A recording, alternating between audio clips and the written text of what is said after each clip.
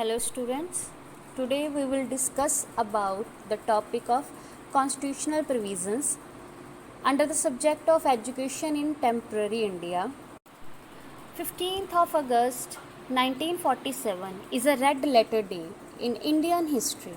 When India got freedom, the constitution of the country was adopted on November 26, 1949 and came into force on January 26, 1950. The document lays down the framework that demarcates fundamental political code, structure, procedure, power, and duties of government institutions, and set out preamble, fundamental rights, duties, and directive principles. The Constitution of India gives a few direction and suggestion for the development of education in the countries, which are also called constitutional provisions.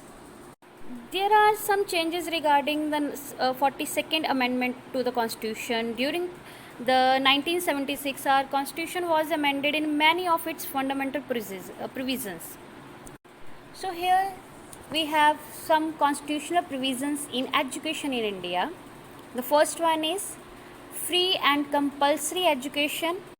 The Constitution makes the following provision under Article 45 of the Directive Principles of the State Policy that the state shall endeavour to provide within a period of 10 years from the commencement of this Constitution for free and compulsory education for all children until they complete the age of 14 years. And the free and compulsory education become the joint responsibility of the center and the state. Next is education for minorities, Article 30.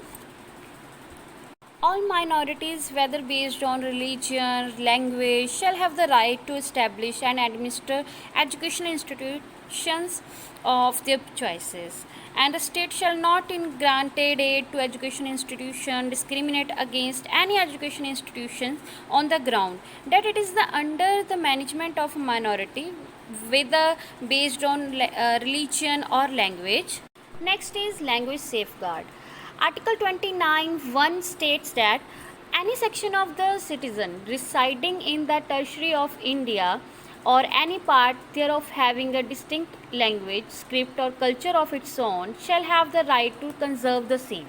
Next is education for weaker sections.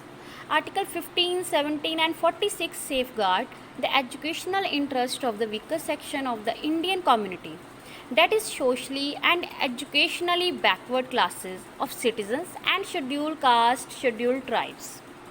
Next is secular education. You know very well India is a secular country. It is a nation where spiritual based on religion had always been a high esteem.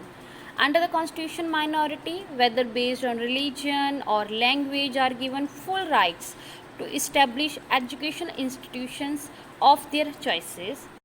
And the Article 25 to 30 are related to the secular education. Next is equality of opportunity in educational institutions. Article 29(2) states no citizen shall be denied admission into any educational institutions maintained by the state or receiving aid out of state funds or grounds only of religion, race, caste, language or anything.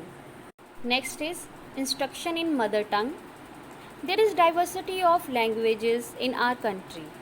And the dawn of independence, after the dawn of independence, mother tongues have received special emphasis as medium of instruction and subject of study. In the Constitution of India, Article 26(1), Article 350A laid down that the study of one's own language is a fundamental rights of the citizen. Next is promotion of Hindi.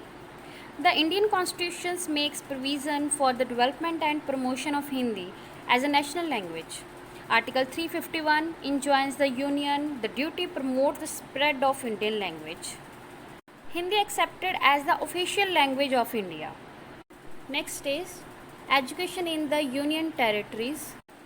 Article 239 of the Constitution states, save as otherwise provided by Parliament by law, every Union territory shall be administered by the President, acting to such extent as he think fit through an administrator to be appointed by him with such designation as he may specify. Higher education and research. Parliament has the exclusive right to enact legislation in respect of institution and union agencies mentioned in entry 63, 64, 65 and 66 of list. Next is women's education. One of the unique features of modern Indian education is the tremendous advancement of women's education. Educational and cultural relations with foreign countries.